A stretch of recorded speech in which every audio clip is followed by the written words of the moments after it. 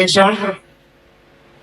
We are here to brainstorm on leadership in schools in incarnation.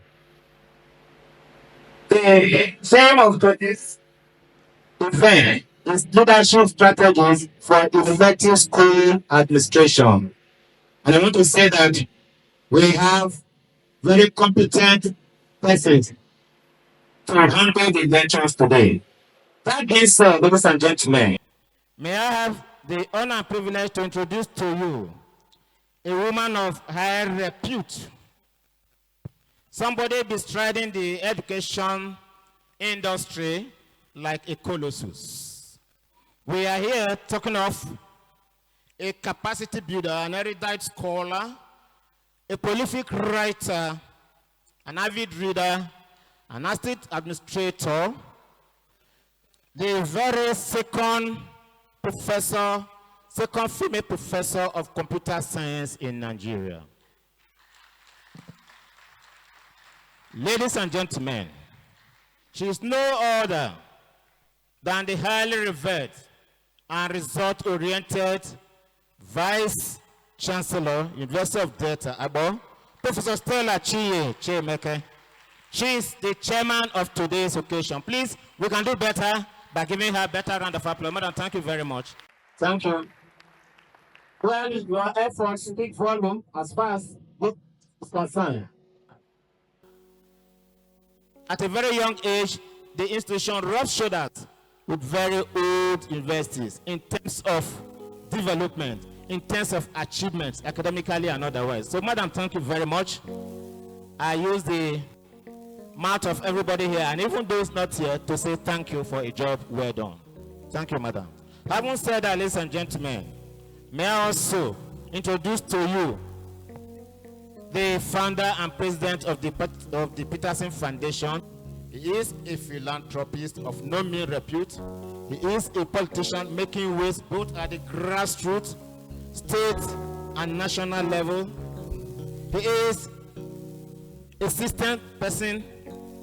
Ladies and gentlemen, he's somebody who loves education and is very much in education. That is why he has deemed it necessary to put this program together. And so, with honor and privilege, I introduce to you a great entrepreneur, the special advisor to His Excellency the Governor of Delta State on entrepreneurship development. He is no other, ladies and gentlemen, than Dr. Donald Peterson. We use the name of the moment and the part of the moment, if you ask me. Before we talk about our lecturers, the man who is saddled with the responsibility of overseeing the secondary schools, being the chairman of post-primary education board here in Delta State, I must say that he is a round peg in a round hole, because all along he had been saddled with the responsibility of handling and supervising education, matters concerning education. He was one time the Provost College of Education, Abo. Like I told you, presently the chairman, Post-Primary Education Board. By the grace of God, I want to say that we are very much within his territory as far as this program is concerned. He is no other than a high pilot chief of Abo Kingdom, a great politician, a trailblazer, a crowd puller, a very gregarious personality, Chief Dr. Emmanuel UTD, the Ojenebo Ben of Abo Kingdom. Thank you, sir. Thank you, sir. You can do better by lowering this. Please. I'm talking about our lecturers here today. We have one of them as Professor Patrick S. Ohikena. He's a professor of business administration and management sciences, West Point University, Benin City. You are welcome, brother. We'll do more about you later on when we talk about your citation. Also, to talk to us as a lecturer, the guest lecturer today is Professor Hilary Owama, Professor of Civil Engineering, Delta State University, Abranda. We appreciate the presence of the two of you. Thank you very much. We also have here, ladies and gentlemen, the chairman, Nigeria Union of Teachers, a council local government, Comrade Animal Isaac. Please, you are also invited to the high table.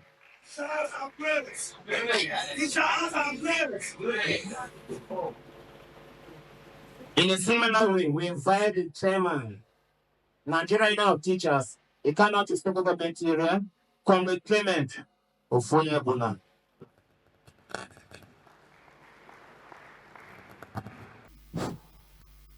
The chairman of the occasion and the vice chancellor, University of Delta, Abo.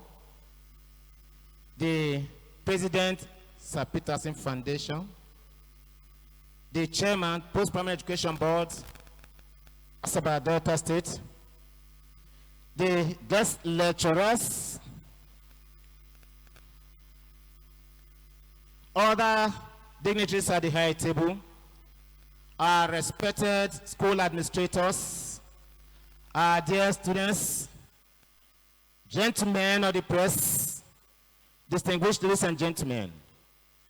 At this point, we want to invite God to take over this ceremony while it lasts.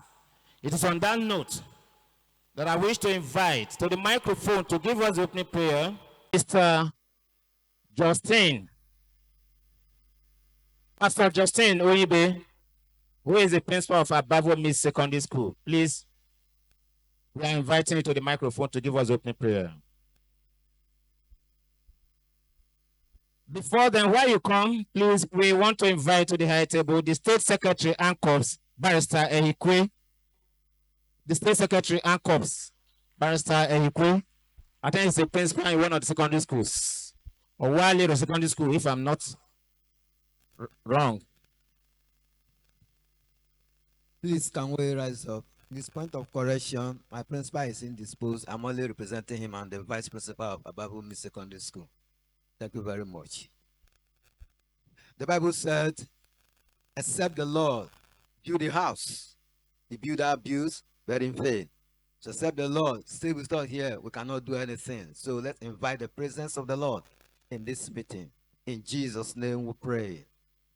Father, we are really grateful to you for what you have done today in the annals of the history of this Eka nation.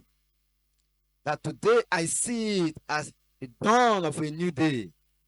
Lord, we say, take all glory for life given to us. Take all honor for health given to us. Thank you, Lord, for the mercy journey you granted each and every one of us to this place. But I will say, take all honor and praise in Jesus' name. Lord, there's the purpose for which we are here. I want to thank you for the convener of this meeting. We are asking for all the participants, Father, especially our guest lecturers, that as they talk to us today, Lord, our wisdom and understanding will be open to assimilate all that will be told us today to the glory and to the praise of your name. Lord, this we ask in Jesus' name. Amen. Thank you very much. The chairman,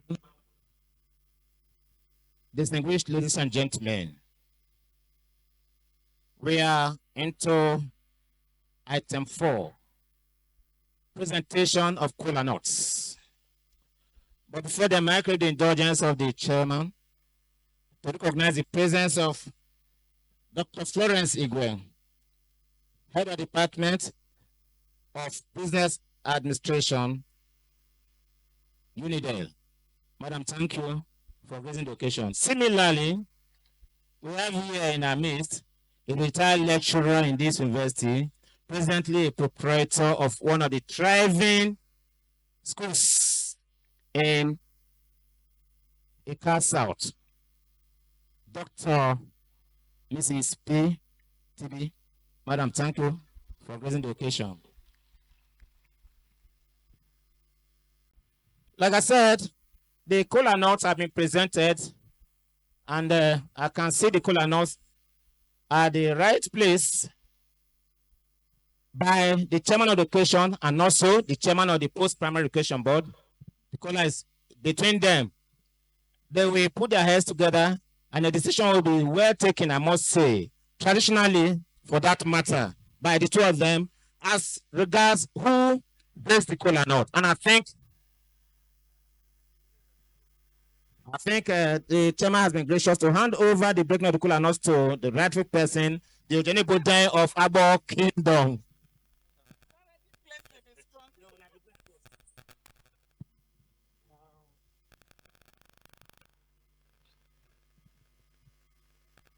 The Vice Chancellor, our sister, Professor Mrs. Stella Shumake, the founder, D-PETERTSON Foundation, the man that brought us here, our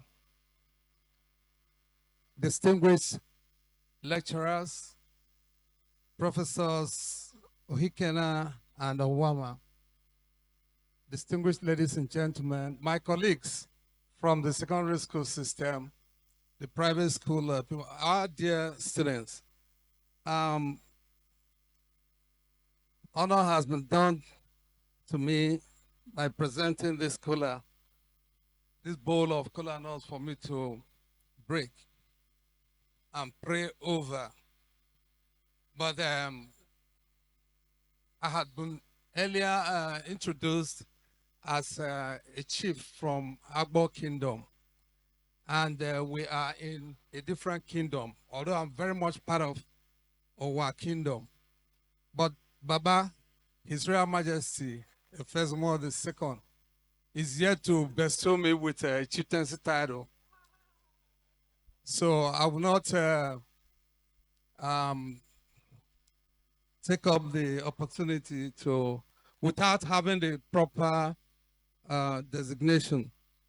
Luckily for us, we have here a member of the Principal's Corps, in fact, the State Secretary of ANCORPS, that's all conference, all national, help me, all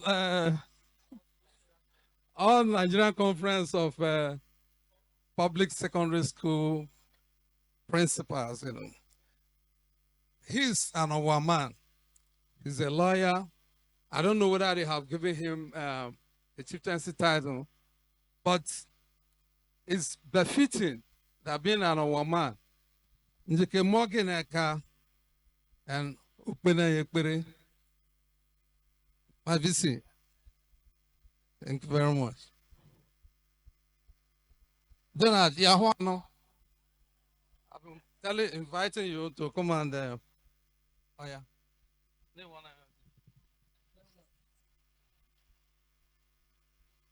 Ojenepo, ndị nwanyị si na oge eze rie eze ka oge okeke azụ je mebere.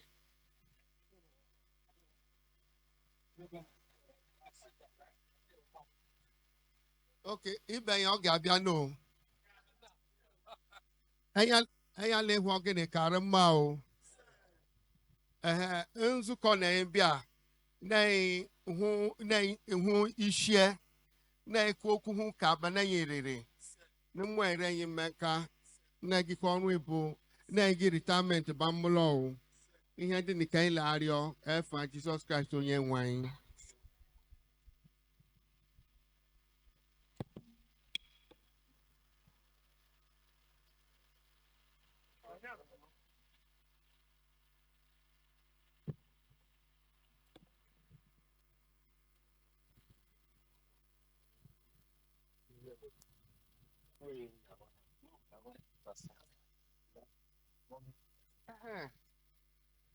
Onye gbakọma ọgbakọni onye uhe na-izu gbakọni n'Ichukwu ya beche na o n'ebele ọha wụpụ akụ ego n'oke ime ihe ndị nwere n'Ichukwu ya wiki na magi efa Jizọs Kraịst ka anyị lekpe ekpere no.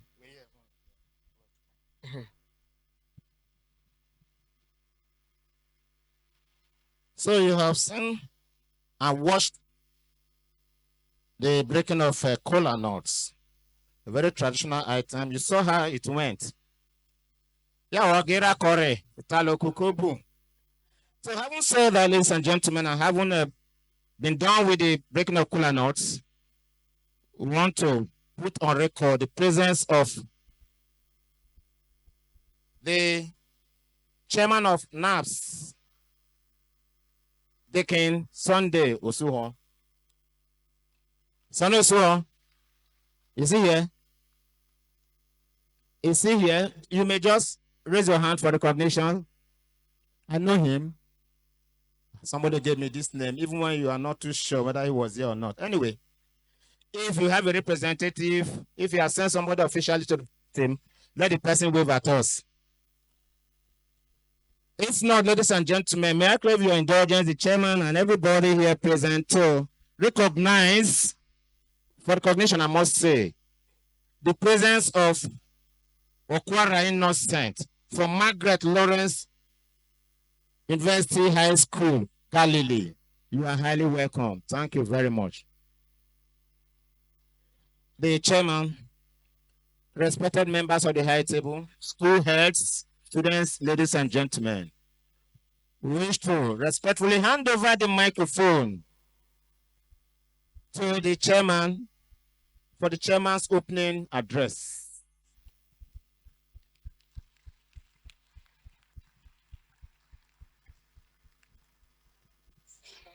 Thank you so much. Thank you. The Special Advisor to the Governor on Entrepreneurship Development and the convener of this program, Dr. Donald Peterson. The Chairman, Post-Primary Education Board and the Ojenebo of Agbo Kingdom, Dr. TB. Our distinguished guest speakers for today, Professor Orikina, Deputy Vice Chancellor, and Engineer Professor Hilary Owama, DAP, Abraka, the Chairman of Anchors, all other distinguished guests of the high table, the school administrators, and the leaders of tomorrow, the students. A very good morning to every one of us. It is with great pleasure that I stand before you today as the chairman of this important one-day capacity building program for school administrators that is organized by the D-PETERTSON Foundation. I extend a warm welcome to all our distinguished guests, the speakers, the participating schools, administrators, and members of the D-PETERTSON Foundation.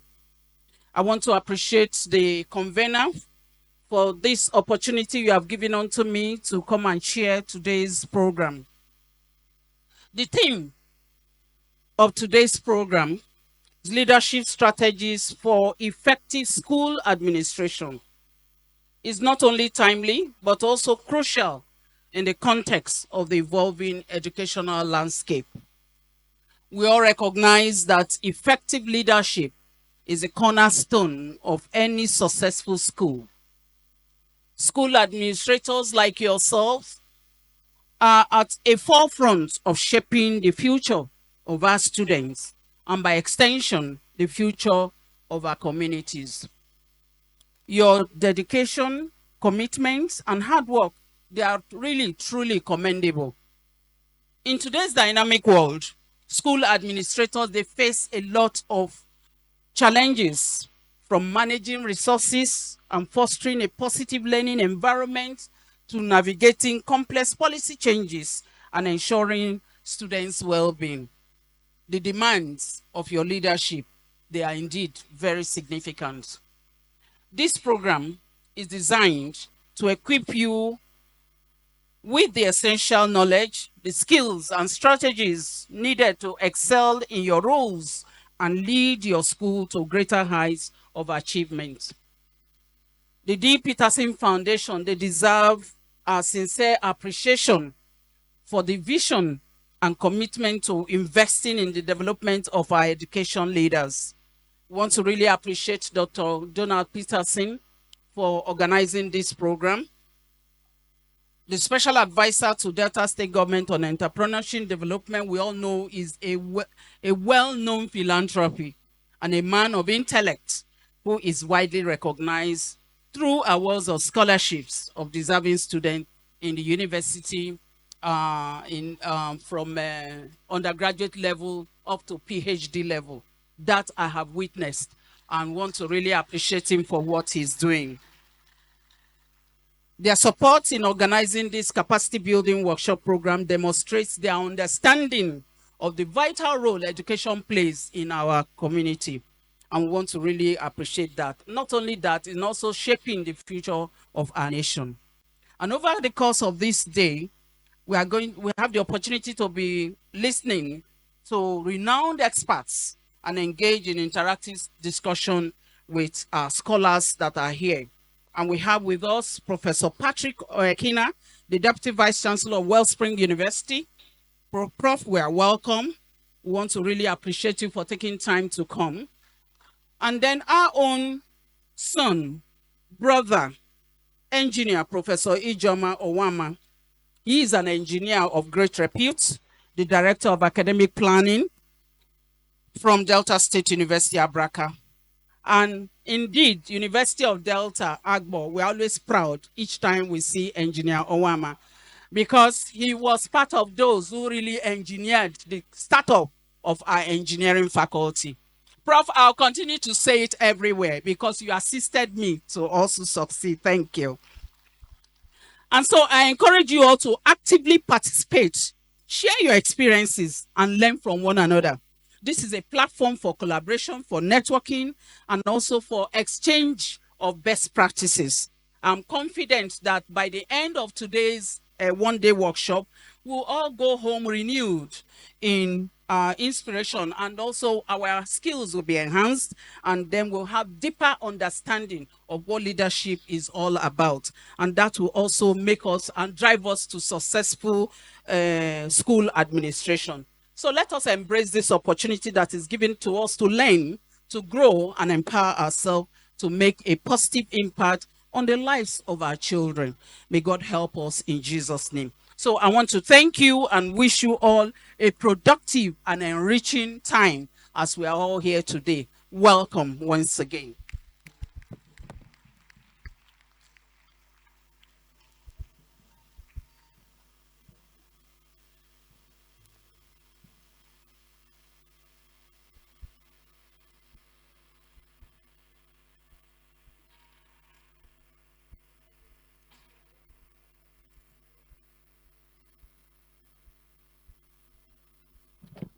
Ladies and gentlemen, we are all Nigerians and Africans. You can't have it better than what Madam has done by way of welcoming all of us to this place. One, as the chairman of the occasion, and secondly, as to some extent, the very, very, very chief host of this ceremony. So please, can we put our hands together for her? We have all listened to her, and nobody would have done it better than she has done. Madam, thank you and God bless.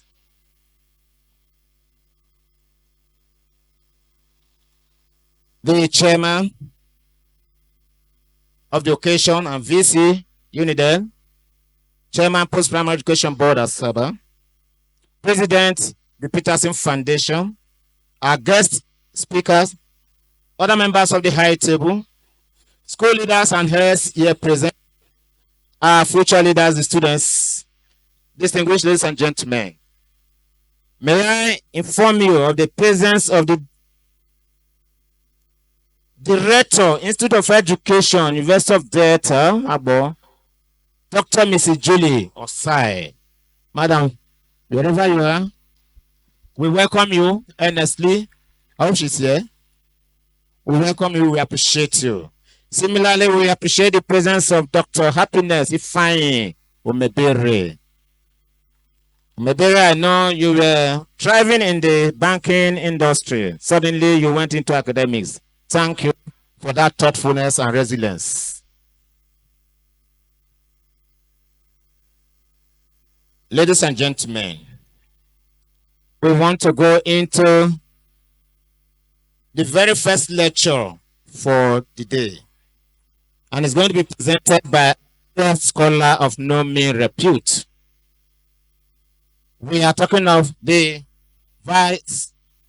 Deputy Vice Chancellor, West Spring University, Benin City, Professor of Administration, Business Administration and Management Sciences, Professor Patrick S. Ohikena. He's going to present the first paper.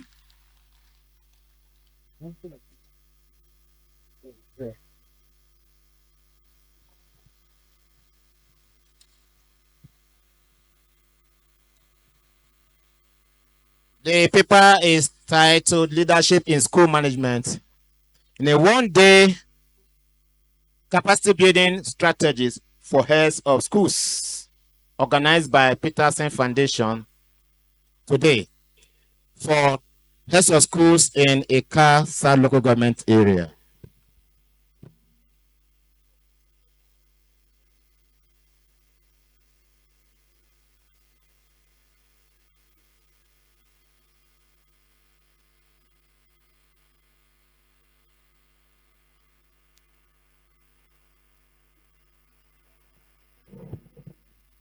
Prof, please, you may stand at a more conspicuous position. I hope you can see him. The chairman, introducing one of our guest speakers at this one-day capacity building program for schools in Eka Nation, with the theme, Leadership Strategies for Effective School Administration. The profile of Professor Patrick Stephen Ohikena. Professor Patrick S. Ohikena is a professor of business administration, Department of Business Administration, College of Science, Social and Management Sciences, West Spring University, Benin City, Edo State, Nigeria. He holds a PhD in management from the prestigious University of Nigeria, Nsukka, and has considerable experience in the private and public sector of Nigeria as a civil servant in the different Bender State, now Edo State, civil service, the banking industry, and the academia.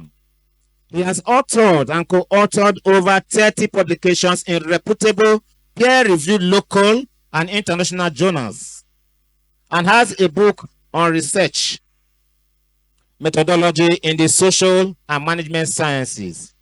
He has also attended several local and international conferences, including International Conference on Curriculum Development and Planning in the 21st Century, and is on academia, Google Scholar, and ORCID. Professor Ohikena's areas of specialization are management theory, strategic management and entrepreneurship, organizational behavior, and human resource management. While his current area of research interest is on family business in Nigeria and Africa towards contributing to the evolving African management thought and philosophy. He is a full member of the Chartered Institute of Personnel Management of Nigeria, CIPMN, and he is the current Deputy Vice Chancellor, West Spring University, Benin City. Ladies and gentlemen, it is therefore with great honor and privilege that I introduce to you a man of high repute, an academic guru, Professor Patrick Ohikena, to deliver the first lecture in this workshop. You are welcome, Prof. Distinguished ladies and gentlemen, I would like to stand on the existing protocol so that we can save some time. I want to appreciate those the Peterson, whom I've known for some years now, and Okonta too, that I've known for some years, for this very, very good privilege given to me to share some thoughts in the area of leadership, particularly at the secondary school level. At the time I was preparing this paper, I had in mind that we have an audience of those in the public schools and those in the private schools. And I also thank God that our children are here, because it is because they are here that the schools exist at all. And for inviting them and inviting our distinguished heads of schools, I want to appreciate the organizers of this program. If you look very well, I will try as much as possible to make it interactive. Very, very interactive. But I want to make a very short introduction so that we know the category of students we are addressing. I said here, the world is rapidly changing, and organizations, including secondary schools and their members, are expected to constantly respond to changes in the external environment to remain relevant in the 21st century. According to Parsons 2015, 21st century leaders are expected to acquire capabilities and competencies to execute proper involvement in problems as problems occur. So what we are saying here is that with the 21st century, some of the old practices of the 20th century are gradually giving way to new ones. We will see why. And all school heads must develop capabilities and competencies to cope with the demands of the 21st century. And that means that you must realize that it's not just your school that we are looking at now. We are looking at the external environment. And the external environment is not just Ika nation alone. We are looking at Delta State. We are looking at Nigeria. We are looking at the global ecosystem. Because a very small school here is affected by what happens even outside this country. So we must understand the reason for us to acquire the capabilities and the competencies to solve these problems associated with environmental changes that will affect whatever you do in your school. REST in 2019 puts it this way: whether you are a head teacher, a senior or middle leader, or a corporate executive as a leader, you set the tone and model the behavior for the culture you want to create in your organization. This time in your schools. I'm still quoting him. To do this, you have to ask yourself, what do I value most? What is my natural leadership style? How can I use my natural talents to benefit the organization and my colleagues? That is the question we should ask ourselves. As a head teacher, as a school administrator, the question we should ask ourselves, whether you're a corporate executive, the moment you know that you are a leader, you are to set the tone and model the behavior of your members in such a way that is in line with the culture of that particular institution that you want to be in place. Rest again puts it this way: everyone has their own leadership. That is in 2019. Rest is saying everyone has their own leadership style. Some take a modern servant leadership approach and focus on developing their teams.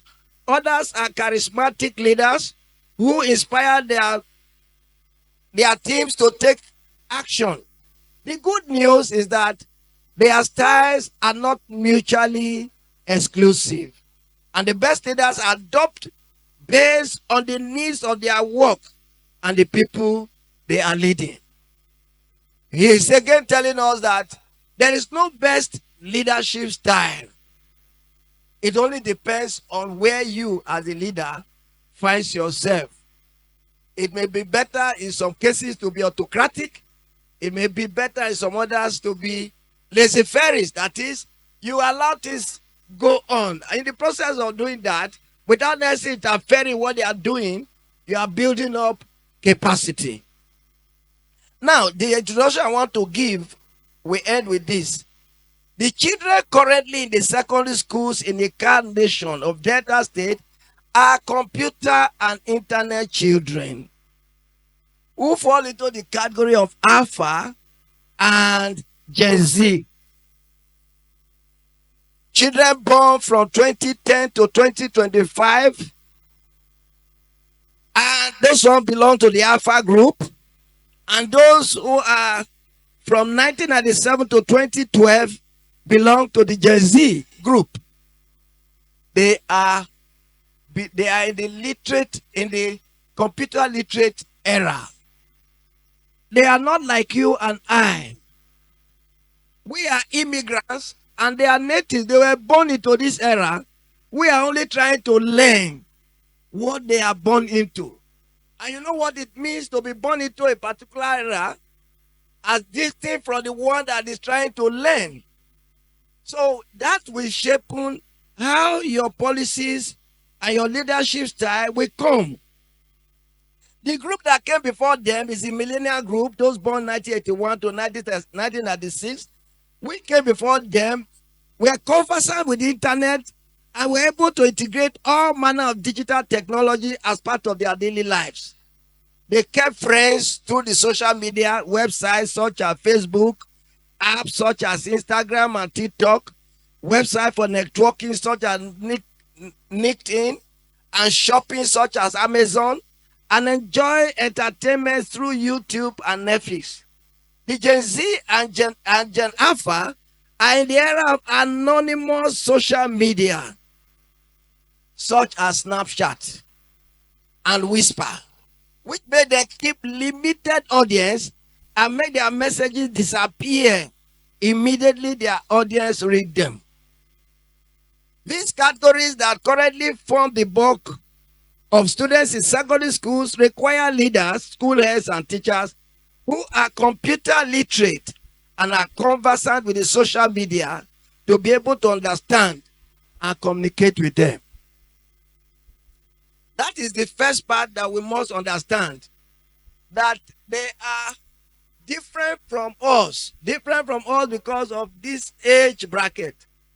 And I want us to ask ourselves, as many of us that are sitting here with permission from the high table, are there some of us that were born into that age, into the present digital age, compared to the young men and women that are over there?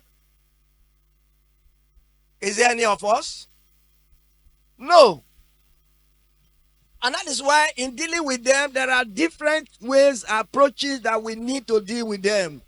And that will form the kind of leadership style that we are going to have, the kind of culture we must have in the environment, and what we expect them to imbibe, what we as leaders, as teachers, as head teachers should do so that we'll be able to communicate with them. There is a gap. There is a very big generational gap. And that gap cannot be wished. We cannot say it doesn't exist. It does exist. For us in the secondary and the university level, we know what it is. When they graduate from this level and they come to us, we know what happens. You literally want to show that, oh, maybe there is a problem of parenting. And that is why this time, for you to be able to deal with them, you must deal also with their families. It's not just the school alone and the school setting. And when they come, either in the boarding house or they are not in the boarding house, and they close, that is the end of it. There must be some personalized attention. The curriculum must be student-centered, no longer teacher-centered. You are merely a facilitator to enable the child to learn. Because some of the things he knows, you don't know them. I looked at two groups of people here. I said, the first group, the millennials, who are older, some of them are working now. They were in the social media. But their own era is again different from those who are in the Alpha and the Gen Z groups now. And the difference is that If you now, if except you understand the Snapchat, you will be able to understand them, because there are certain things they will do there, and in no time they wipe them out and you will see them again. This is a time where students hardly want to write notes. This is the time where students have no time to read anything that is too long. So when you are preparing your lessons to deliver to them, you must come to their level. You must understand that it's not like my era and your era when we used to write long notes. If you write long notes, nobody to read them. It happens at the university level that you can check a particular class, only one or two have notes, others don't have. All that they have is this phone that they have. And they believe that everything revolves around the phone. And that's why some of them will want to sleep with it. If you venture take this phone from any of them, you have destroyed that person. It will tell you that it's better to kill me than to take my phone. I will not be able to eat if I don't have a phone. I will not be able to do anything without a phone. And so because they are able to go into areas, some areas of the internet that you are not even able to go into, they know some things that you don't know. Therefore, to be in tune with them, you must come down to their level. Understand that there's a generational gap which cannot be wished away. Then let's briefly see what leadership is, because at the end of the day, I want to rush and see how we can do a case study. I want to see, somebody sent it to me and I found it very good for this occasion. Virich and Kunz in 2005 define leadership as the process of influencing people so that they will strive willingly and enthusiastically towards the achievement of group goals. Willingly and enthusiastically influencing people, not moving people around, not pushing people around, not using power on people to show that I am the school head. Whatever I tell you, you must obey. It is time for us to empower. It's time for us to inspire. It's time for us to influence. It's time for us to bring closer to ourselves. You, knowing that it is much better to put yourself in the place of another, to empathize. If this happens to me, what will I do? Think it that way and you will know what somebody else will feel. So you want to make them to be enthusiastic. You want to make them to be willing to not be pushed. And you achieve more when you give them the latitude of deciding certain things on their own. You will now play a supervisory role so that at the end of the day, you get the best out of such a one. So while leaders are known to envision the future and inspire followers, they also instill values in terms of quality, honesty, and calculated risk-taking, and are skilled in the art of leadership. Some of the things that will go with leadership is: 1, the use of authority as against power. 2, ability to understand that human beings have different motivating forces at different times in different situations. 3, the ability to inspire followers to apply their full capabilities. 4, the ability to create a healthy and conducive organizational climate for responding and arousing motivation. And 5, developing a healthy relationship based on mutual dependence between the leader and the follower. You will not say you know it all. At the time you say you know it all, the other man will be watching you so that you will fall, you will fail. Say, now you know everything. Make we live and make it a do am. As he say no, and make we say we not know anything. We don't know anything. Let us follow him or follow her. He is the leader. But then we are saying that for us to be able to operate in this present century, we must come down to look at who we are. And that's why I put here the characteristics of a strategic leader.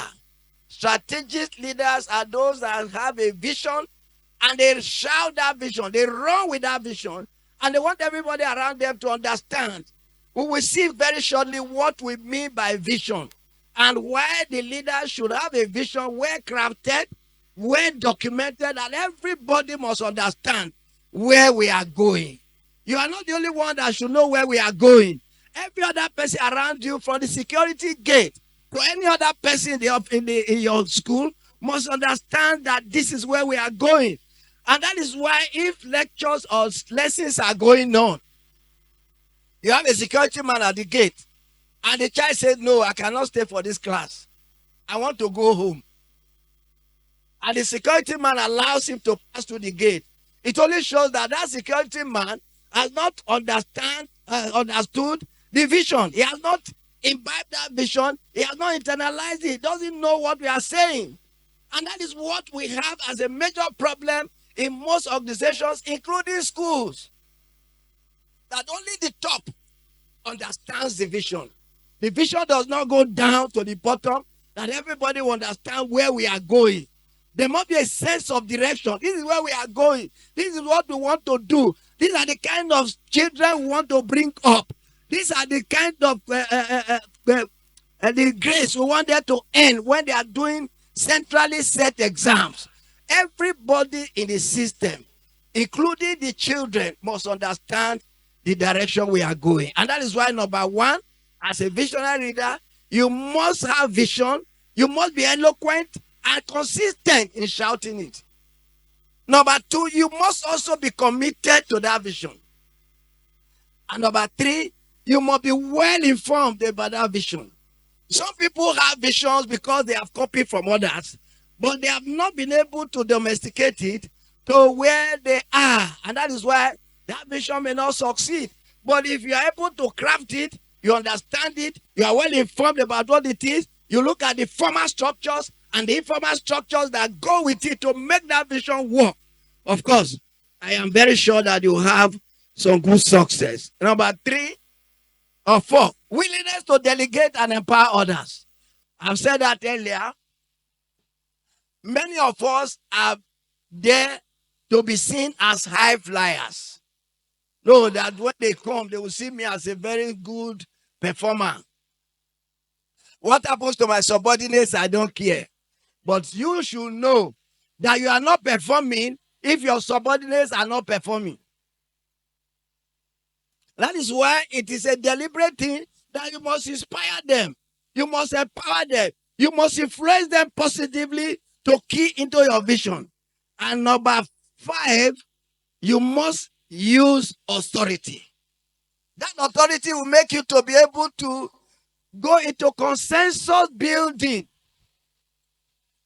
We have some, like I want to say that, I don't know, some schools, some organizations have cleavages. There are some that are close to the principal. There are some that are far from the principal. So in a particular school, you can have 3 groups of people. This is my group. That is their group. These ones are members of my group. They are not members of my group. So you must aim at consensus building in everything you do. Reach agreement so that when a person is asked, a member of your team is asked, how did you arrive at this decision? Do not tell them it's the principal alone that took that decision. I don't know. It's the principal and the vice principal that took that decision. But I wasn't there. I don't know what happened. If that happens, it only shows that that system is not working. You are not speaking with one voice because you did not reach agreement as to where you are going and how you want to get there. And you must be able to commit. You must not commit yourself publicly. That is a mistake we make sometimes. You have a future plan of what you intend to do. Instead of you to keep it until it is already time for it to be known. You are already telling people, we want to do this, we want to do this, we want to do this. want to do it. The danger in it is that the external environment that we are dealing with is constantly changing. What if you have already told them, and by the next day, 2 days, 3 days later, oh, want to do, and 2 days later, you have been transferred to another school, and the person who is coming does not have that same plan? What happens? It means you have lied. It means you didn't understand what we're doing. So, like in Nehemiah of old, keep some things to yourself until you are sure that it is now time for me to let people know, so that they will not say, I am misleading others or I am a liar. One other way is to be able to push through your programs piecemeal. You cannot start all at the same time. Small by small, assuming you don't have money and you want to build a hall. You don't say, we'll get all the money before we build the hall. Small by small, as money comes, put it there. As money comes, put it there. Before you know it, the building is up. And lastly, you must have emotional intelligence. That is to say, you must have psychological attributes of self-awareness. You must know yourself. Self-regulation, you must be able to regulate yourself. You are self-motivated and you are able to empathize. Above all, you must have social skills.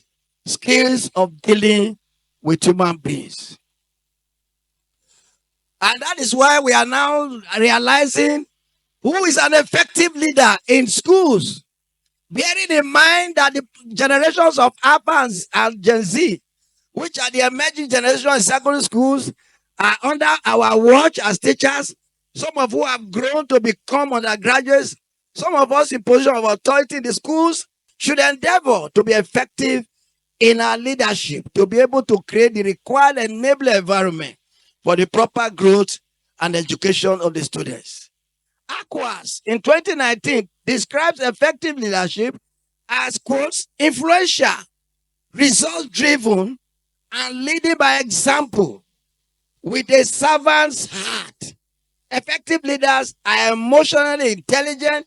They prioritize their team's needs and operate with transparency and consistency in communication.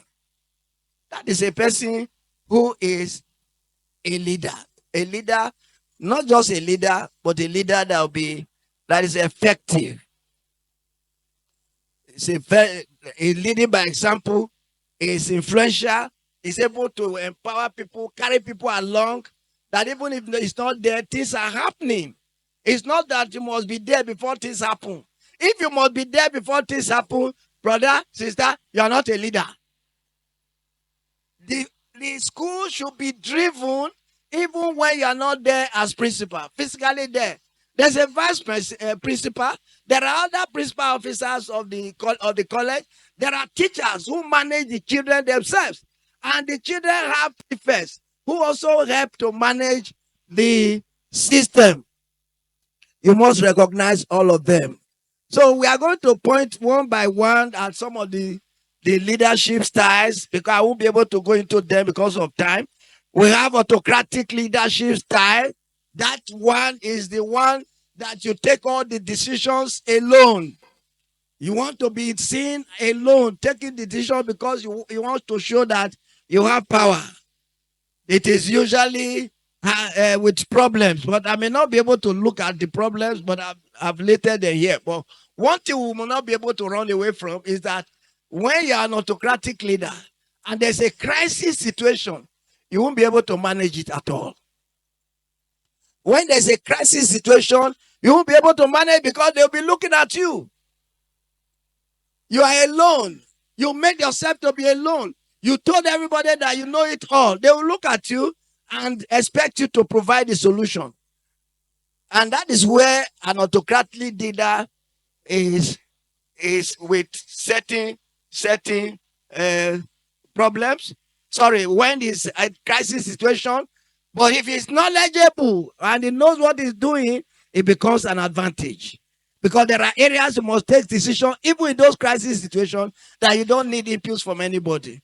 So it's a good thing, it's a bad thing. When crisis come, fine, you can handle when you are knowledgeable. In other words, in other cases, when you are alone and you are taking all decisions, a time comes where you need help, nobody is ready to assist you. Then the bureaucratic leader is the one that wants to follow the rules rigidly.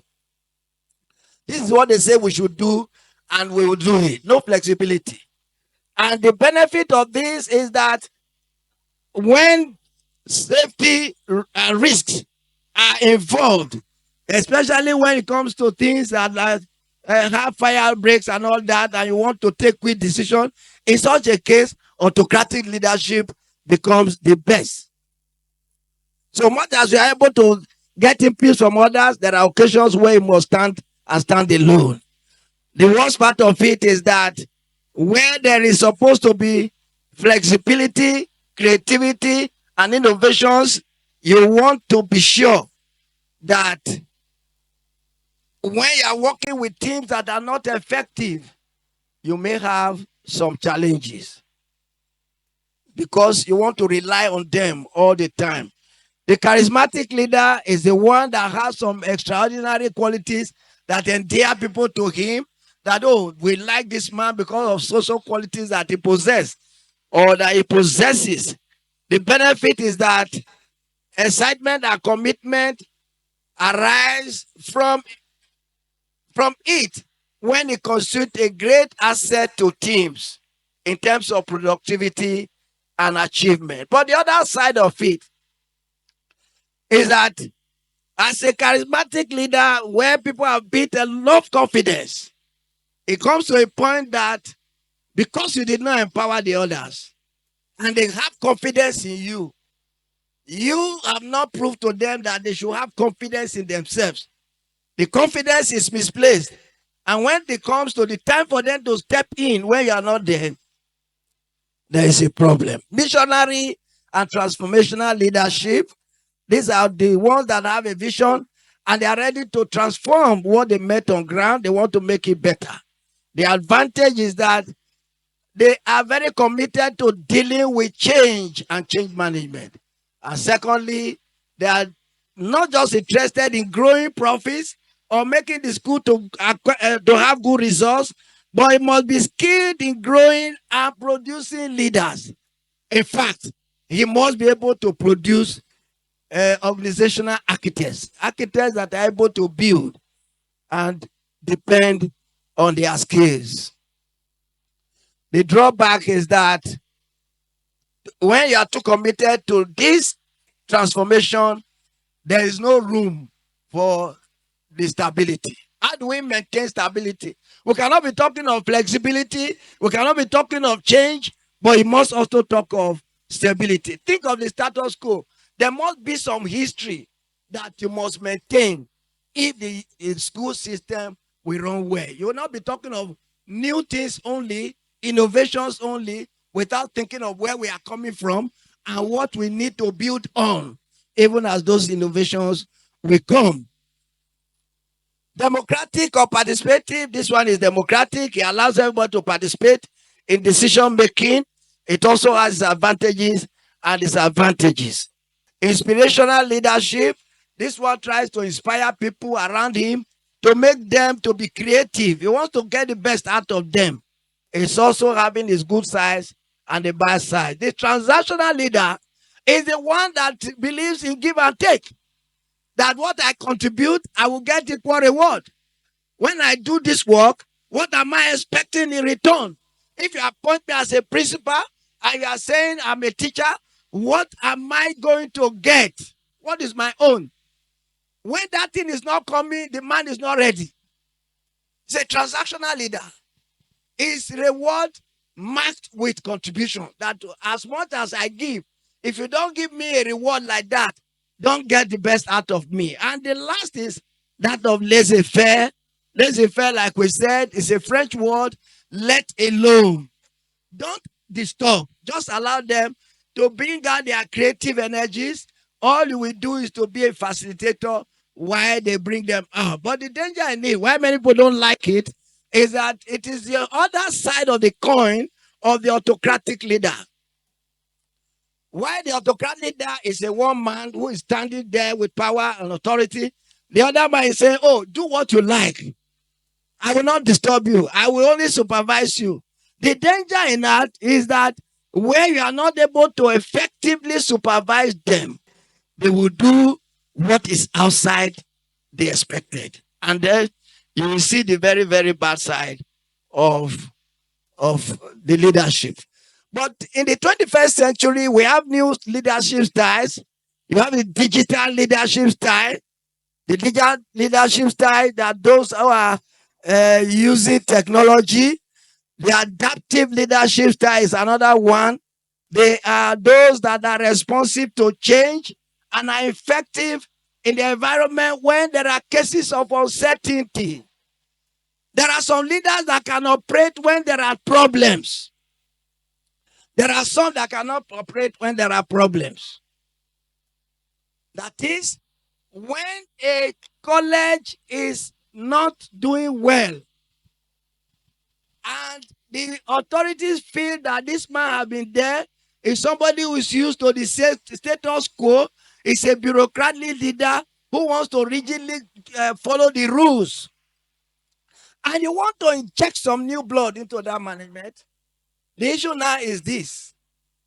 You have to find somebody from somewhere who is able to adapt to such situations, who can bring about change.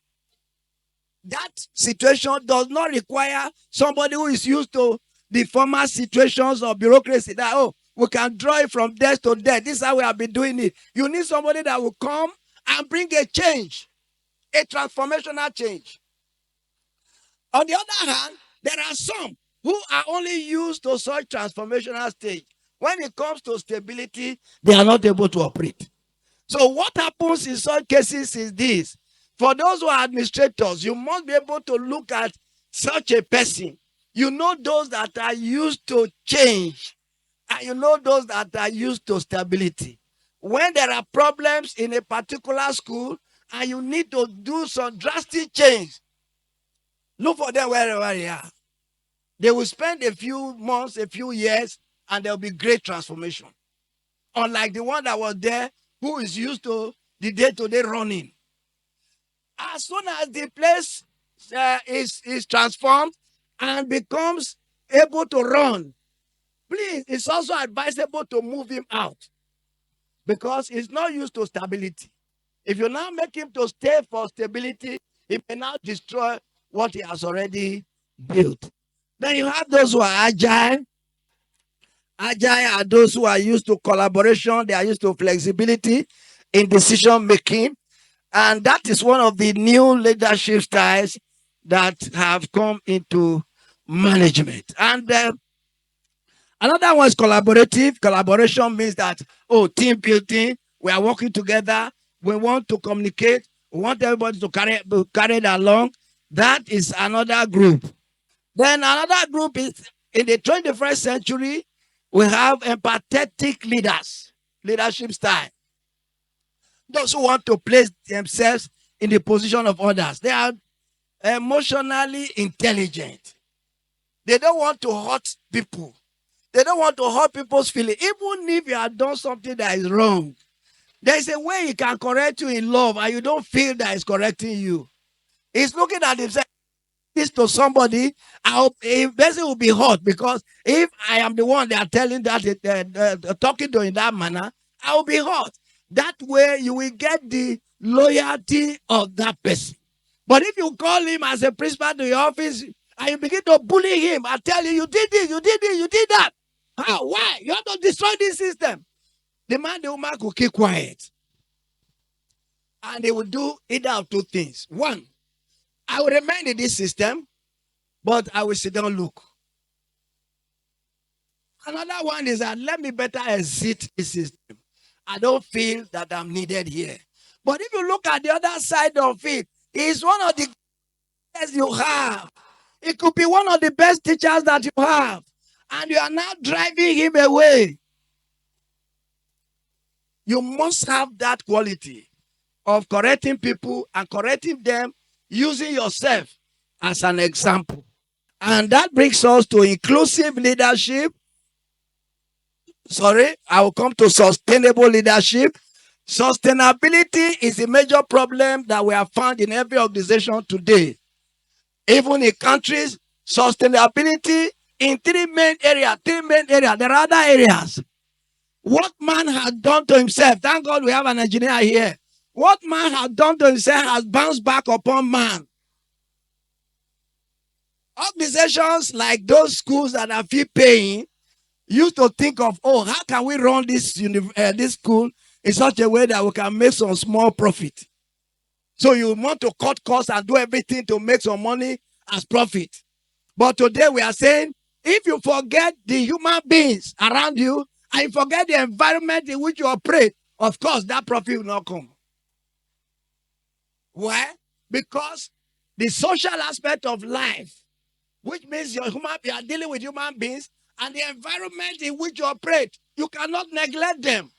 And that is part of the problem we have in the Niger Delta, that you're an oil company, you say, I paid royalty to government, and you destroy the environment, the ecosystem, the environmental pollution and degradation, and you say, go to hell. The people will say, fine, this is our land. When you come back the next day, they have locked it up. In the same way, in that village where you are, in that town where you are as a school, you must network with the parents and other key influencers. Don't underrate them that these ones are villagers. They don't know what education is all about. No. Carry them along. If not, if you don't get their support, they will come when you need them and you will not find them. And that is why some governments are going out to take care of migrants, those who come from other countries like Libya and other places. They establish training centers for them. They are not mad. They are trying to ensure that as you are bringing them into the country, they do not problem to your own life and my own life. And that is why you must give them opportunity to acquire some skills that will make them live on their own. And that is what we are seeing in some parts of the country, where we deliberately decided at this level to equip them with hands-on skills. We are supposed to give them hands-on skills that will make them to live even when they decide not to go to school again. Remember, which we are trying to cancel. Children today are saying that education is a scam. But we are trying to prove to them that education is not a scam. And that is the only way you can do it. There are some that can learn with their hands. And that is why we are regretting why technical schools left. I'm appealing to Delta State government. There's a way you can inculcate this in the curriculum in such a way that at that level, they're able to learn carpentry, they're able to learn welding, they're able to learn one thing or the other, if it is not already there. So that it will not just be theory, and at the end of the day, they are looking for jobs that do not exist. Thank you so very much. I'm being told that my time is going. Smart leaders, you have theories. I will leave those ones. But let me jump to the case study. It's very long, but I will give an idea before I close. So sorry, please. I'm very, very sorry. So sorry.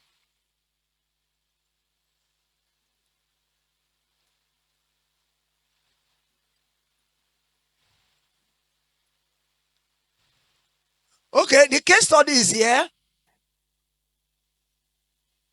I'll read part of it before we discuss. The morning sun. This was an experience in an aircraft. It's on the internet. You can find it. My brother-in-law sent it to me. I don't know why, but it came at the time I was just given invitation for this, and I saw that it's something we can look at. On a routine flight from San Francisco to New York, the first class cabin became the stage for an unforgettable lesson in humility. Jessica Parker, a veteran flight attendant, encountered a seemingly unassuming passenger dressed in jeans and a black t-shirt. Her snap judgment led to the biggest mistake of her career. Little did she know she was about to insult Sundar Pichai, the CEO of Google, and learn a powerful lesson about judging others. The money was streamed through the large windows of San Francisco International Airport, and Jessica Parker adjusted her perfectly pressed uniform. At 42, she took immense pride in her role as a senior flight attendant, especially in the first class. Today's flight to New York was just another opportunity to uphold the high standard she was known for.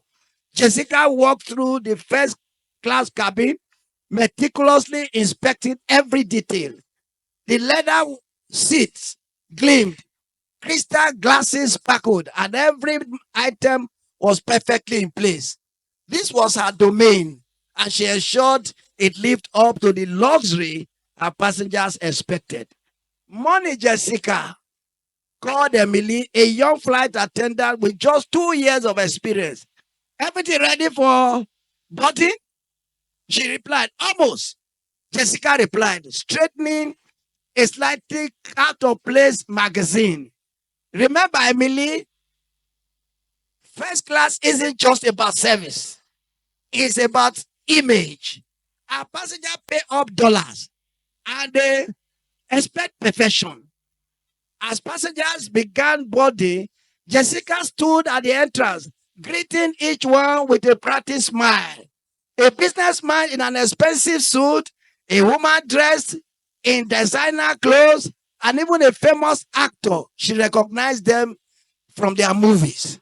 All her usual first class passengers walked in looking the past.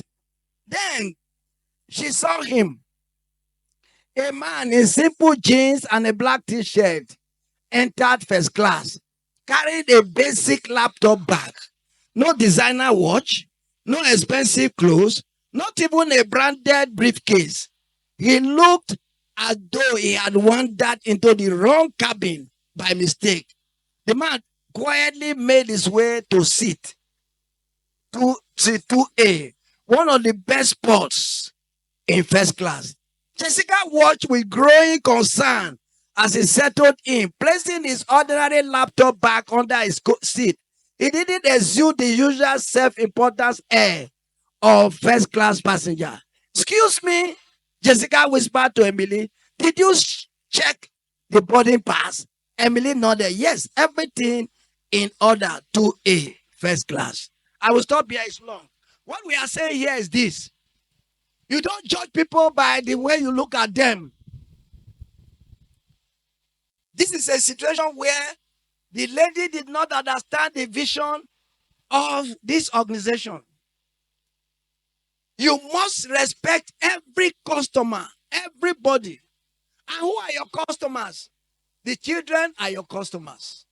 Their parents are your customers. Their guardians are your customers. No matter how they are dressed, they may be shabbily dressed, but they are the reason why you are there. You must accord them that respect. Don't look down on them that this person is not learned, this person is not educated. It's not true. The person is the one working tirelessly to put you where you are. We will say in our own side that it is their customer that pays your salary. If he doesn't pay taxes, even if you are in a public college, if that man doesn't pay taxes, there's no way your salary will be regular. If it's a private college, of course, it's obvious that you must try to accord the respect that he requires. That woman was looking at the man, not knowing that the CEO of Google.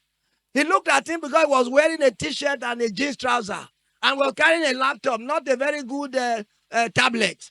And he reckoned that this man could not be the person that should stay in first class. Who tells you? And he was telling people around, all his colleagues, did you check this man well? Did you look at him very well? Are you sure that he qualifies to be in the first class? Who says that he doesn't qualify? And that same thing happens when children are in your class. Don't underrate any of them. What you are supposed to do is to bring up that child. Personalized attention is what that child requires. And if you give that personalized attention, instead of looking at all of them globally and thinking that you get the same results, please, from now, let us look at it the other way. That child is not useless. There's something in him. It's only that in some cases, it may take some time to develop. In some others, it may develop faster. But if you are painstaking in assisting to develop the potentials, you will get the best out of that child. God bless us.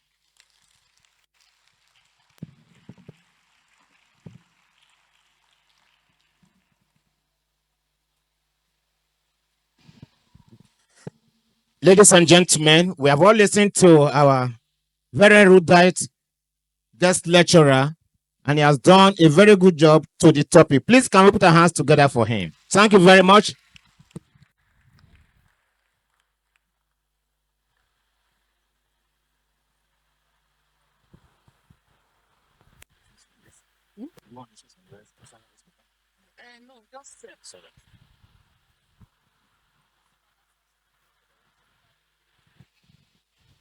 Chairman, ladies and gentlemen, like I said, we have all listened attentively, and I must say that we have benefited so much from him, concerning the paper and the topic treated.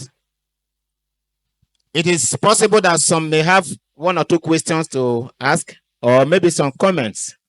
But I must say that the lecturer has taken us down through, especially as leaders, majorly in the secondary schools, where he talked about the global changes, talking about the computer, internet, and social media compliance. The students, that's where they are now. And as teachers and as leaders, we need to flow along with them. He also talked about the need for you to understand the mission and vision of wherever you are as leaders. Thank God the chairman of Post-Primary Education Board is here. I'm sure he will do some work as far as that area is concerned. And of course, he also talked about the existence of groups and teams in schools that must be taken into cognizance, that you must note. Having said that, please, questions, answers, and comments, if any. While we do that, please, let me recognize in a very special way the Permanent Secretary, Post-Primary Education Board, Delta North Zone, Mrs. M.N. Ekbenisi. Madam, you are welcome. We appreciate your esteemed presence. Let them know you. Or Abi Unasabi Amabi. And she was one of you. Thank God. Though many of you were very young then when she was with you.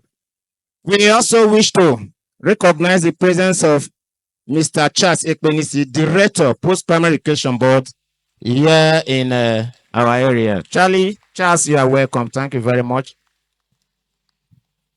Mrs. Anaigbe Helen, we appreciate you are the principal of Abavo Guest Secondary School. Rita Edion, thank you. You are staff of Unide.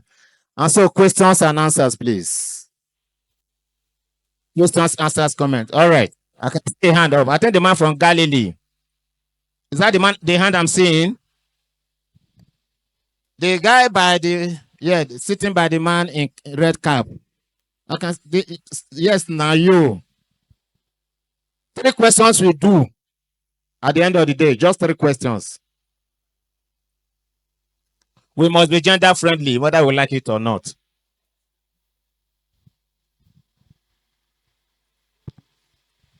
Your name, your school, and maybe your designation. My name is Pastor Justin Onyibe, the VP admin, Miss Secondary School Abavo. My question is the issue of computer and phone. In our secondary schools, our students, the use of phone is not for academics. They only use it for fun. Under that situation, what would the principal of the school do when they are misusing it? Thank you, sir.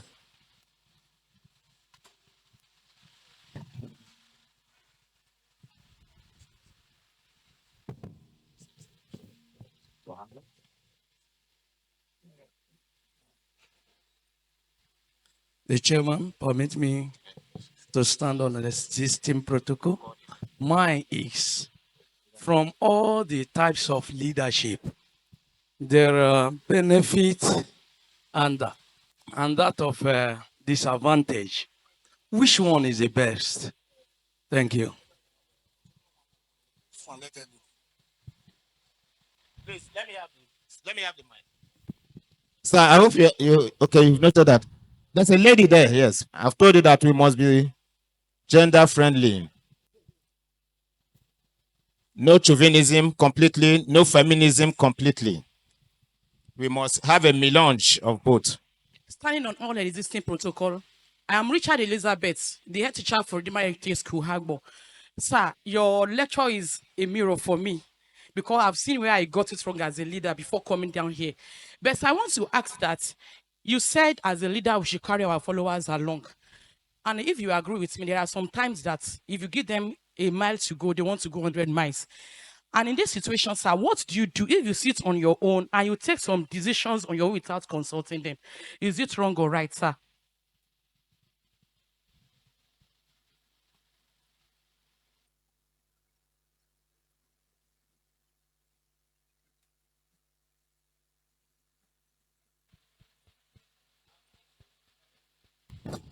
Abinishu has said we have 3 questions and we are going to stick to that. Thank you.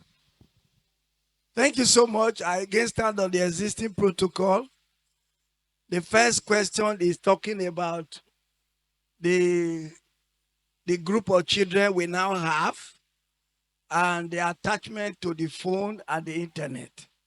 It's asking how do we deal with them in such a way that is productive. What advice is this? One, some people make the mistake of banning them completely. It's either you say, don't bring your phone to school for those who are day students and those who are in the boarding house, restrict the use of your phone to your hostel. That way, you can go a distance. One, you are not banning completely for that who is a day student. When he gets home, he can still use it. Then the one in the boarding house, when he gets back to the hostel, he can still use it. The reason that you will not ban them is that if you ban them, they will use it in a more negative way.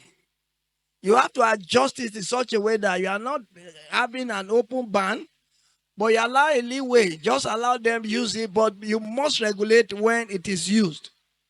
For those in the boarding house, you must have a time for them to sleep. Because if you don't have time for them to sleep, 2 a.m., they are on that phone. They are on that phone at 2 a.m., and when you wake them up the following morning, it's always difficult to wake up. And that is why those in the hostel must be vigilant. That's why we say you have a vision, everybody must key into that vision. When it is lights out, it's lights out. For them that are at home, then you must understand what we said earlier, that you must collaborate with the family. You must have a forum to have opportunity to discuss with their parents. We want the best out of your children. Regulate the way your children use their phones. But there's one major problem. The problem of parenting is a problem. That children dictate to their parents what they want. But ordinary parents to determine what the child needs, not what the child wants. Provide what he needs or what she needs, not what he wants. If you're able to do that from the beginning, then you have some success. It may not be automatic, but gradually you'll be able to win. When I was talking, I said there are some cases where autocracy is the best. That will answer the other question my mama asked. That if you discover that you have a crisis situation and you need to take quick, urgent decisions without requiring the input of another, take that decision. In management, we say it is better to take a wrong decision than not to take a decision at all. If you are saying, let me gather my people together, let me hear from them, no, time is gone. So there are areas where autocratic leadership is more appropriate than any other. And there are areas where even the laissez-faire is more appropriate than any other. If you are using one at a particular time, there's something you want to achieve. In the case of laissez-faire, you want to make sure that the people you are carrying along are also able to stand. There's no one high flyer everybody that is able to understand where we are going and we are going together makes the best team and the best group. And that is why we even talk of cross-functional collaboration, that one department should collaborate with another to make sure that we achieve synergy. That is to say, when you are acting alone, just alone, another head of department can help you even better than you help yourself. Because when two of you are joined together, what you can achieve is by far better than what you alone, standing alone, doing it alone, will achieve. So at a point in time, you will use collaboration. At another time, you will use laissez-faire. Allow them to grow, knowing that you are trying to develop architects out of them. So, when it comes to such occasions that you are calling them and they are not ready to answer you, there are different ways you can bring them close. More often than not, something must have happened before that made them to stay aloof. Or if nothing happened and you just see everybody is saying on his own, make sure there are occasions that are informal, that will bring you closer to them. And we always say, I didn't get to that point. Every organization must make room for formal and informal structures. Friendship ties help a system to grow, but it can also destroy the system if it is not properly used. So make them your friends, not minding that they are your subordinates.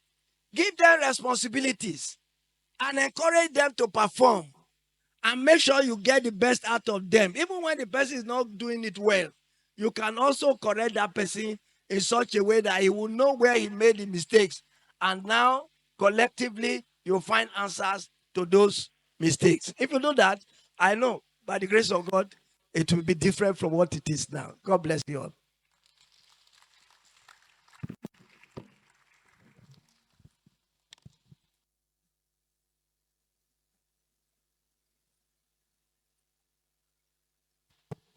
Thank you very much, Prof. I want to believe that he has done justice to those questions in such a way that we all understood him, and we are no more at sea, if you ask me. Thank you very much for the simplicity with which you delivered the lecture and gave the answers. Thank you, sir. We appreciate you.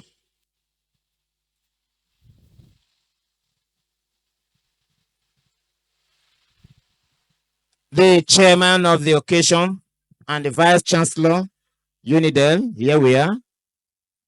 The chairman, Post-Primary Education Board, Asaba.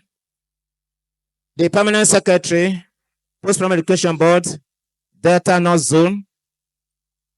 The guest lecturers, the president, the Peterson Foundation, other members of the high table,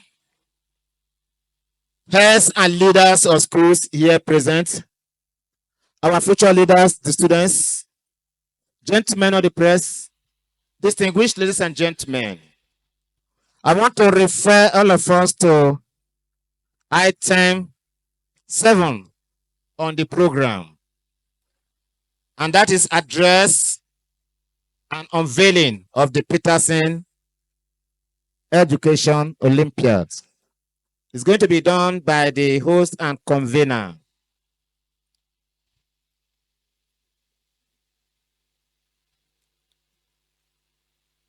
And of course, the host and convener, over there, please.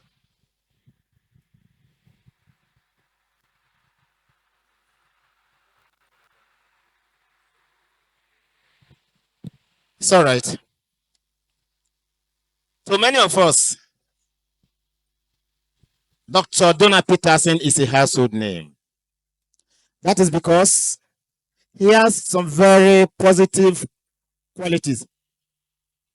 Doc and President, you may be upstanding. Just for them, you may be upstanding. Thank you very much. Yes, let's first of all clasp our hands for him. And so we are getting ready to know more about the Peterson Foundation, to know more about the Education Olympiad, the Peterson Education Olympiad. And it's going to come from no other person than the founder and the man that ever had the idea and concept to do all this. He is the very president and founder, the Peterson Foundation. We are talking of somebody who is a game changer in many ways. He is a trailblazer. He is a youthpreneur, I must say. Somebody who is a capacity builder, a lover of education. And like I told you, he's an academic and an academia. See, he's so highly educated and so highly literate. He's an urbane personality, yet very simple and calm, not assuming. We are talking of a philanthropist, a very scholarly personality who has done so much to encourage people in education and very many areas. He is a hope giver, somebody who elicits, whose mention of his name elicits hope to the hopeless. He has been looking into the affairs of widows over the years. He has also, being the clean and span personality that he is, he made sure that our schools, that is our learning environments, look, speak, and span. That's why we have the Ukudo School Project. Those of you from Ika South, you know what I mean by that. Some of you may be on holiday. When you come to your school, you'll be amazed at what you will see. Because all the bushy areas will be very, very low. That he had done. There are so many things to be said about him, but I want to say that for lack of time, here we are. Being presented to us, a very amiable personality, who by the grace of God is the special advisor to His Excellency the Governor of Delta State on entrepreneurship development. I present to you in a very special way Dr. Donald Peterson, President, the Peterson Foundation, to unveil the Peterson Foundation to us. Thank you. And Peterson Olympiad.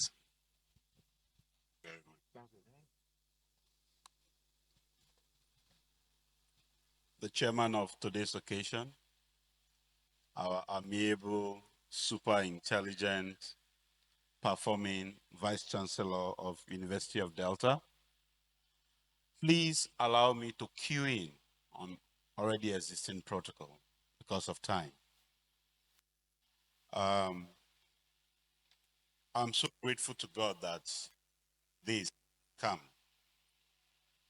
And the lecture I prepared.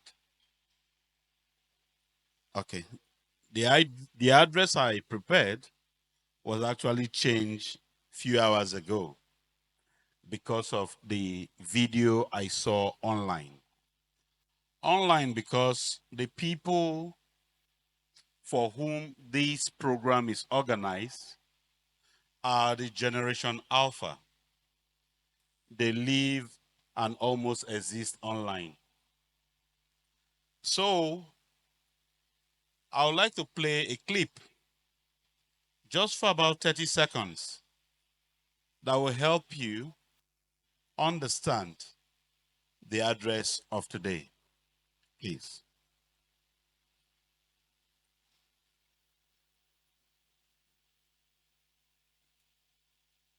I know that you hate me.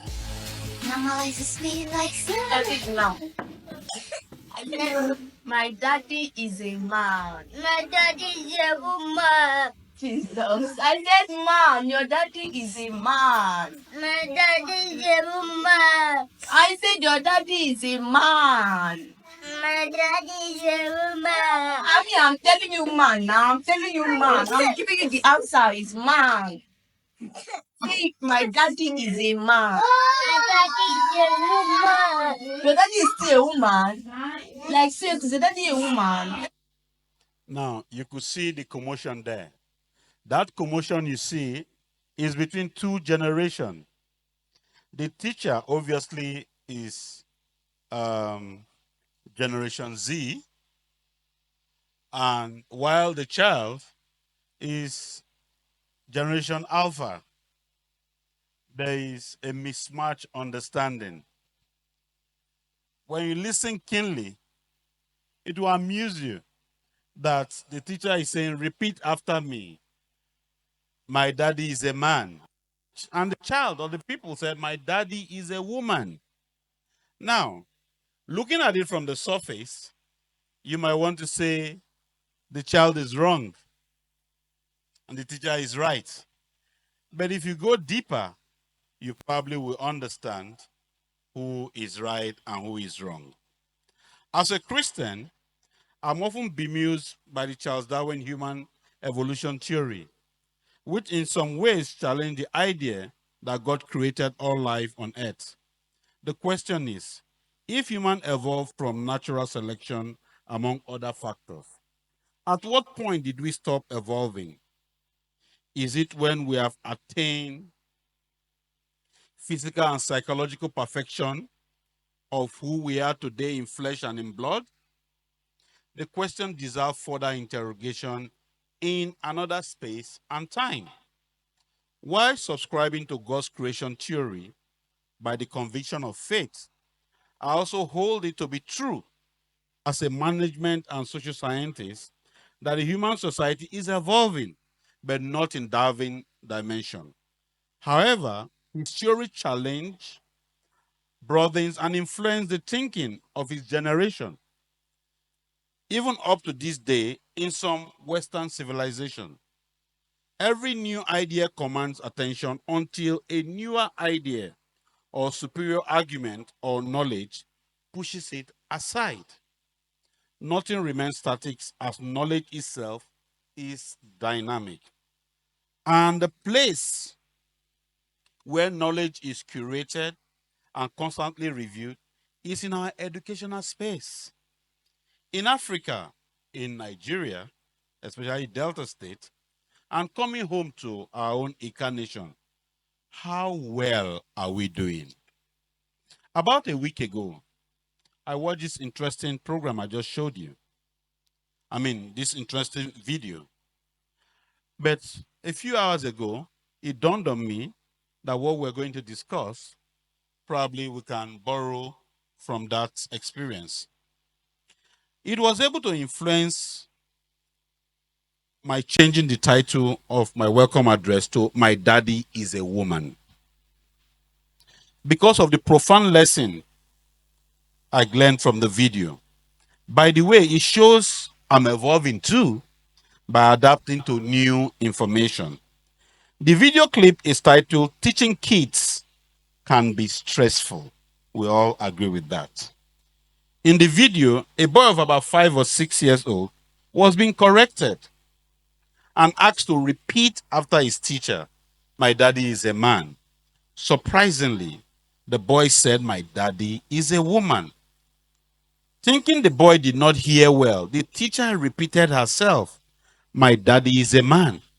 He repeated his answer, my daddy is a woman, 4 times in the video. Now in tears and crying, perhaps wondering why the teacher was failing to understand his point of view. Or maybe he was crying in painful anticipation of the punishment to follow for sticking to his conviction. Luckily, the teacher did not flog or punish the boy, as some other teachers with limited knowledge of child psychology might be tempted to do. Or maybe that part was edited out of the video. Here is my take. The teacher is right, and the boy right. The teacher is right, obviously, because the boy's father or daddy ought to be a man, a biological male. Secondly, the boy is also right. All we need to do is to seek to understand the context of his experience to situate his answer. If he is the only child of a single mom who plays the dual role of a mommy and a daddy, it's obvious. His obvious answer will be, my daddy is a woman.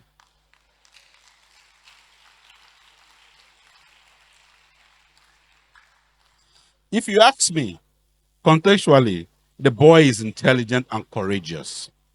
with his answer, standing up to his teacher with an answer that represents his factual or actual experience.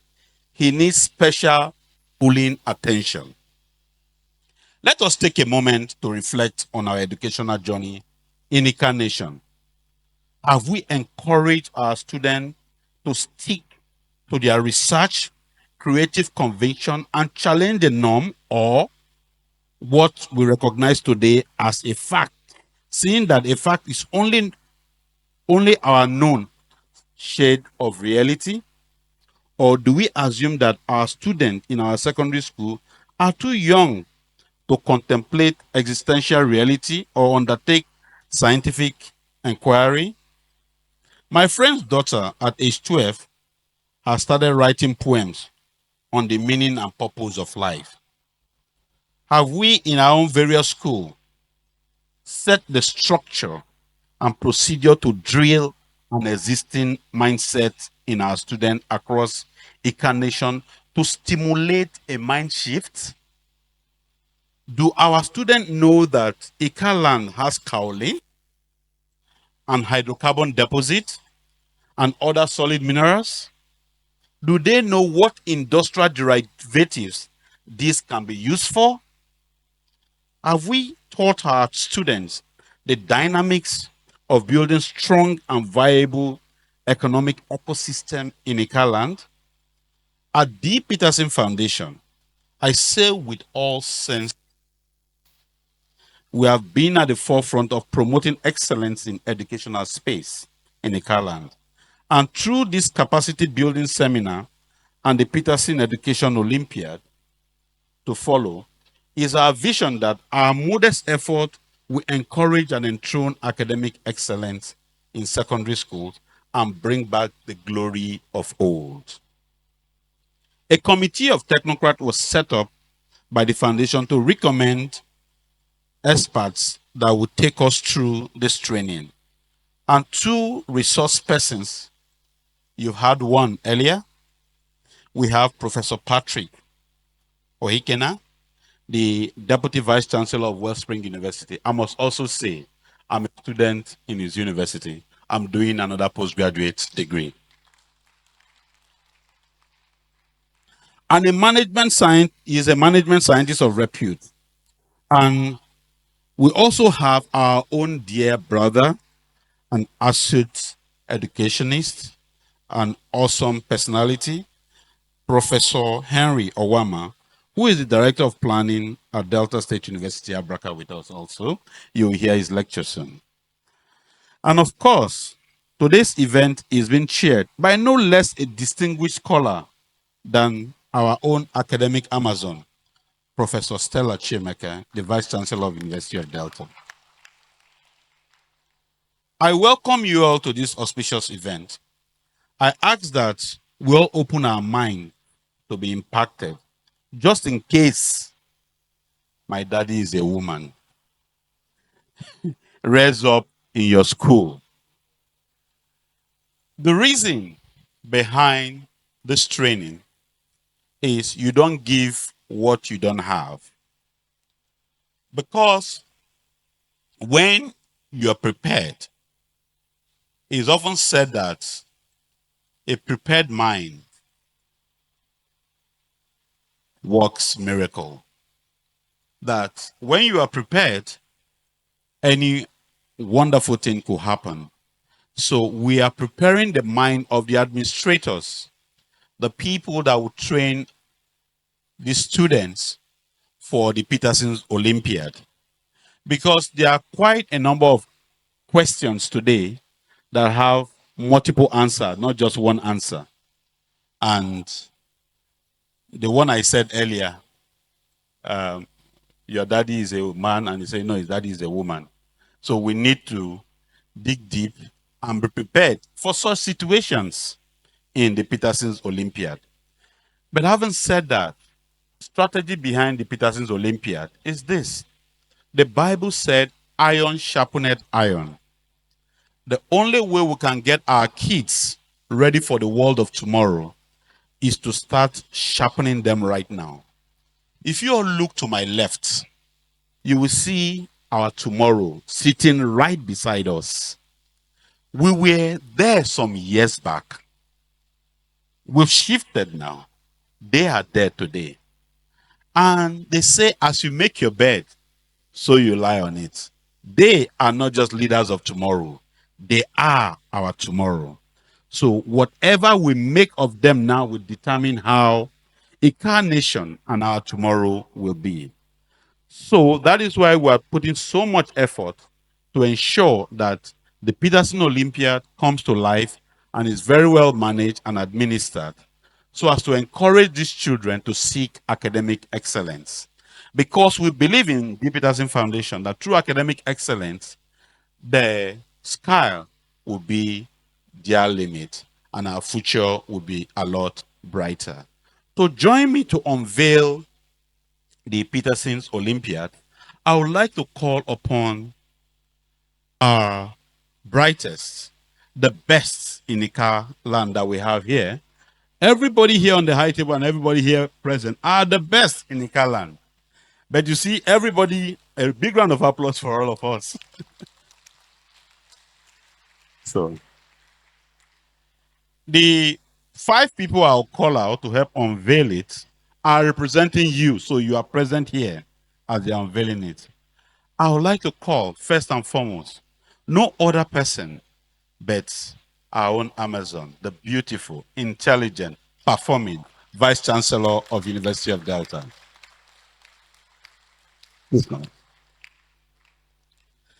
And also, to accompany her is our own wonderful and awesome chief, the only chief that is a professor in our palace, Professor TB, the chairman of the post-primary management board. We'll also be calling, I told you I'm a student in the school, and my deputy vice chancellor is here. Why won't I call my deputy vice chancellor? Please, Professor Ikeda, please come forward.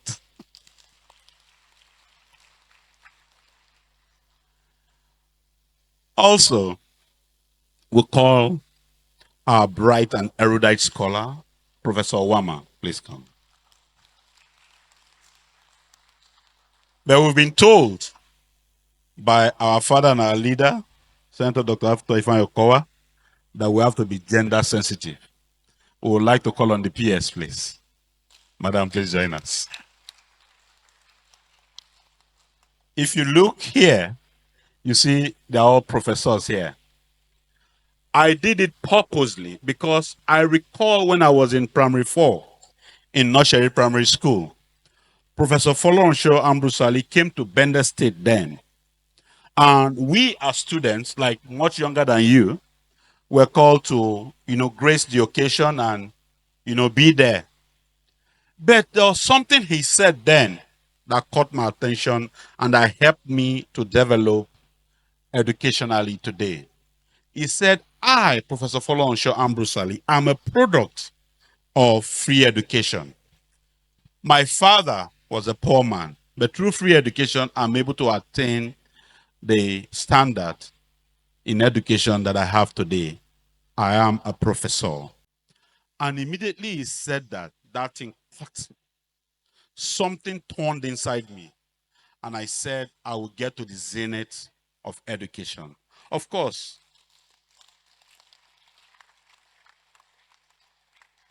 with the encouragement of my dad also, who did not go to school among his siblings. And my dad said, you have your own degree and have my own degree. So that's why I have 2 first degree, 4 master's degree, 3 PhD, and still pursuing another one.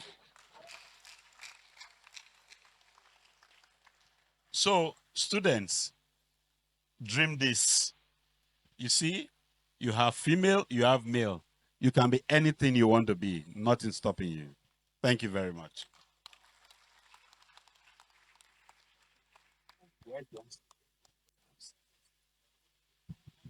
Thank you very much.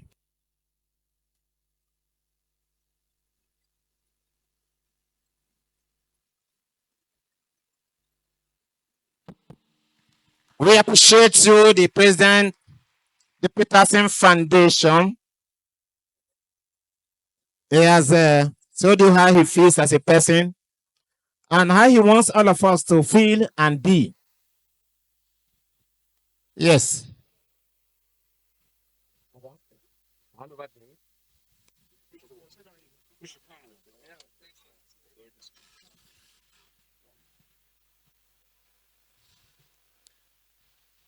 All protocols duly observed. We want to thank God for the unveiling of the Olympiad. We can see there D-PETERTSON Education Olympiad towards academic excellence. And then, of course, you can see the photograph speaks for itself.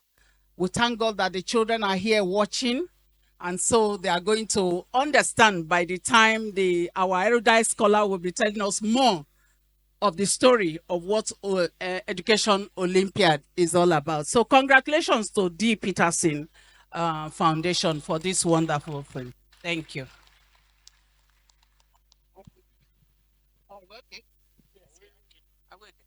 Thank you. We appreciate you, man. We appreciate every other person that joins Madam in unveiling this D-PETERTSON Education Olympiad. Thank you very much. You might be wondering, why are we having this Olympiad? We're having this Olympiad because it's a precursor to greater things to come. In the month of March, we are starting a program in Unidel called Techpreneurship. This Techpreneurship, Madam has already raised a committee to interface with us. We only ask Madam, what date are we starting in March? Pick any dates and our resource persons will be there to start and do the orientation date. We've already submitted our models long time ago, so we are set now in March. And while we are doing that is, you see, the students, we don't just want them to graduate from secondary school, which is high school, to college, which is university, and finish college and start looking for a job. We are preparing them for what is in future, which is called kidpreneurs, where children will start thinking business. Schooling or education is not about how to read and write alone. It's about you understanding your environment, understanding the need in your environment, and also profiling or creating solutions to meet those needs in your environment. That's what makes you someone in that environment. So kids, be prepared for the kidspreneurs that will hit your school soon, while we start with the Techpreneurship program in Unidel. Thank you very much, ladies and gentlemen. Thank you very much, the president, the Peterson Foundation, Dr. Duna Peterson.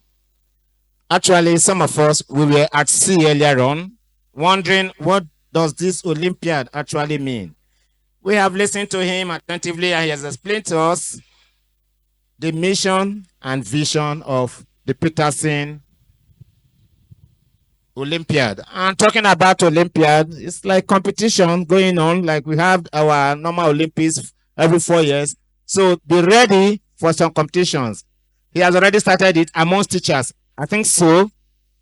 We have the best teacher in a car, so it's done through some competitions, isn't it? That has always come from the Peterson Foundation. Sponsored that. And so he's a man with big heart. And I tell you, his words are his bones. Thank you very much. Once again, can we put our hands together for him? There was one thing that struck me when he was talking about Caroline and one other thing in the car land. I recall in our days in primary school, we used to do what we call nature study and all that. And in fact, even geography started it right there in the primary school. So please, let's take all this seriously, because some of us say history. No, we don't do history again. No, it shouldn't be. History records the present, the past, and the future. You cannot build on the future without the past. So please, let's take all this seriously. Thank you, earnestly.